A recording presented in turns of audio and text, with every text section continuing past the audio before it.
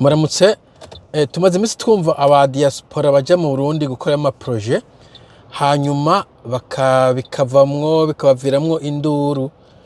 Niba mwibuka neza nageze gushira ikiganiro kimwe ngaha aho ujya muntu avuga ko aserukira diaspora Samuel Ndayiragije yavuze ko nyene yashoboye gufunguza abarundi batari bake bari bafunzwe, anavuga ko abo bantu bari bazira ubusa.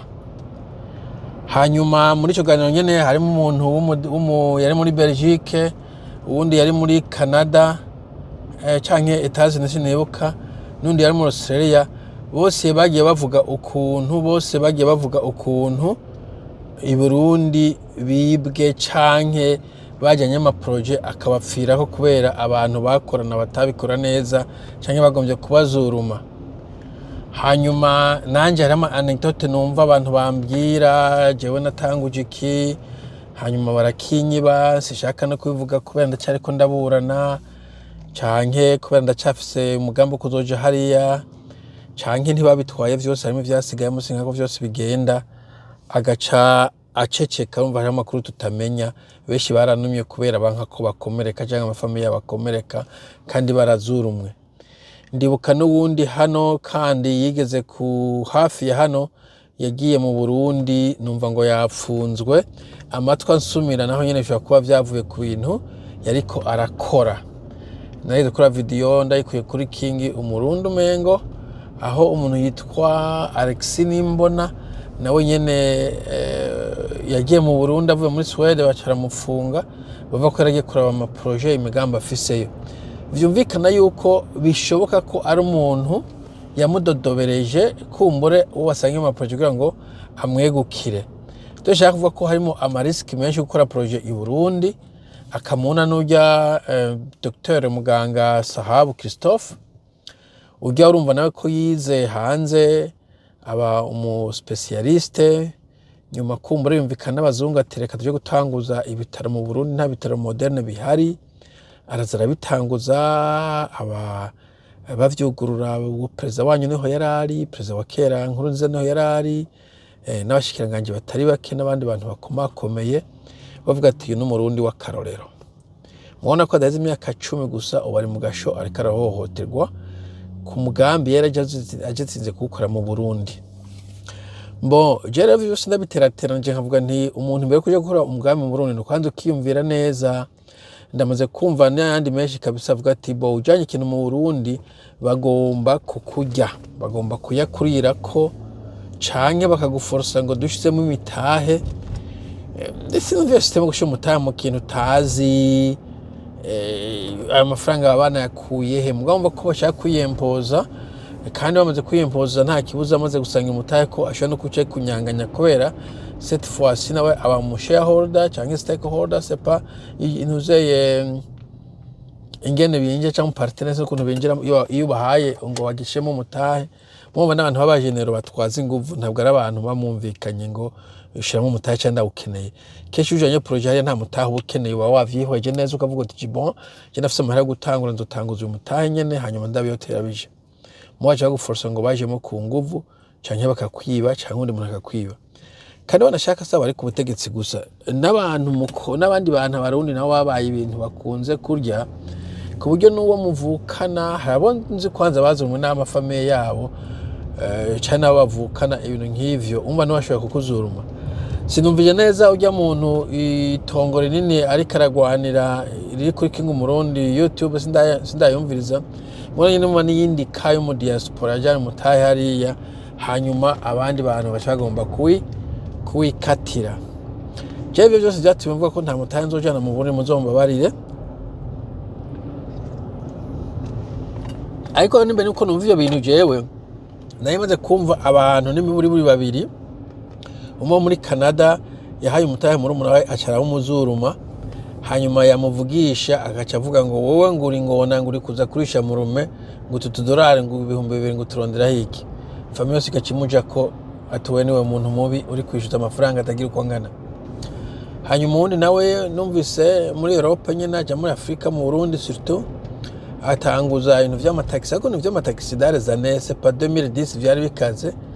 Hanyuma bo bakoranye baca barayamurya yose acarahomba. Umugabo yayafashe ideni yariko atabaza ngo bamufashe kumubailing out donc kubera iryo deni yafashe byo cyumuna ko ririha. N'izindi kandi umvise nyine wajana amahe umuntu mwafatana ibintu ugiye kumuraba agaca gakata kuri telefone ngo wowe umpamagaye urinde.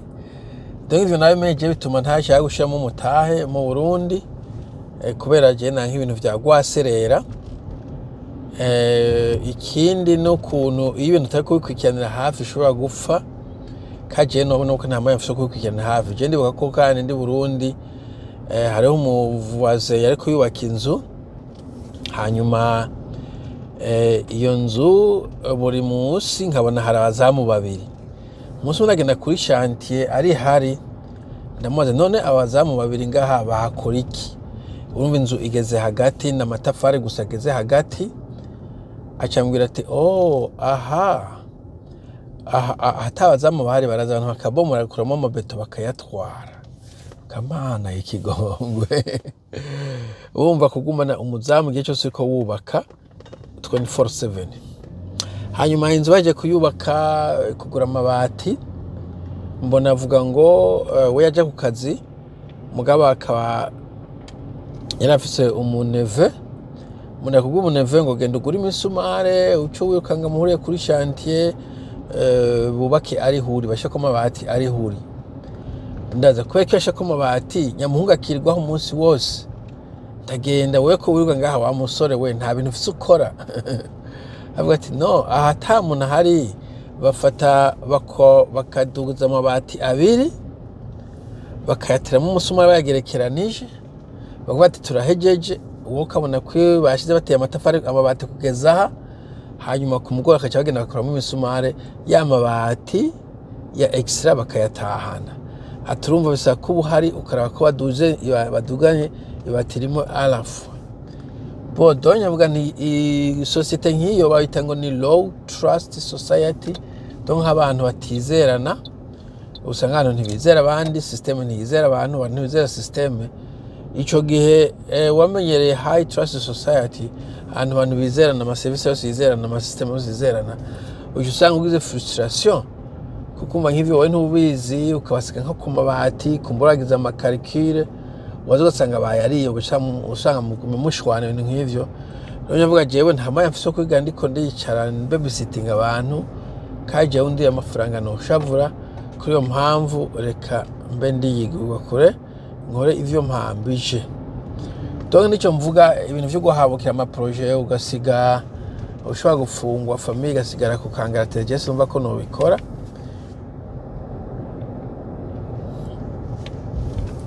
Ego mu Burundi ashobora kuba harimwo revenu irengeye kumbure iyiba mu bihugu vyo hanze. Mugaje mpaye ane kwijana 4% 4% ari garanti kateme deposit kataki unakima jewe nkoze ta muntu twe turashwana ugaca umpa 7-10% ahantu bisako ngumiza umuntu ariko abasubiveya tugateko turagwana tuburana. Harimo nashatse ko bura vyose je no hitamo ayo makeyi mugabo nkajyama kare. That's me. Sinzi ko it makes sense ariko naho mpagaze. Ikintu wabwiye nuko abarundi kenshi usanga sinzi gakunze twizerana nyene ugasanga umuntu mukoranye ikintu amafaranga aciye yarya cyaka yakoresha ivyo wiwe ibintu nk'ivyo. Navuze ne kujya mugabo Fabrice na nujya mu Diaspora nyene abantu bariko baha amafaranga mu bisanzwe neza ko bariko barihuta kandi muzoza mumbwira nagikoze video heza amezi angahe nkoze video nije muzombwira nzoyibibutsa umwaka nabonye vyagiye ahabona. Mugabo kubiha umuntu amafaranga adafise plan y'ivyo ariko arakora ava kugenda aswatanisha. Uno munsi ni come visit Burundi, ejo ni construction company, hirya y'ejo ni gomba twubaka marché Bujumbura, hirya y'ejo ni host c'est pas talk show. Hanyuma ikintu n'igikandi hari ikindi ago inzahabu keneye kurangura inzahabu umukene kurangura inzahabu murafatanya. Niki kigezweho ko agiye kubaka microfinance. Umuntu musanzwe woba careful ko mukorana no kuraba ko mutari ko murabeshwa. Voilà nico ndashaka kuvuga. Tugira umunsi mwiza uzosubira. Bye bye.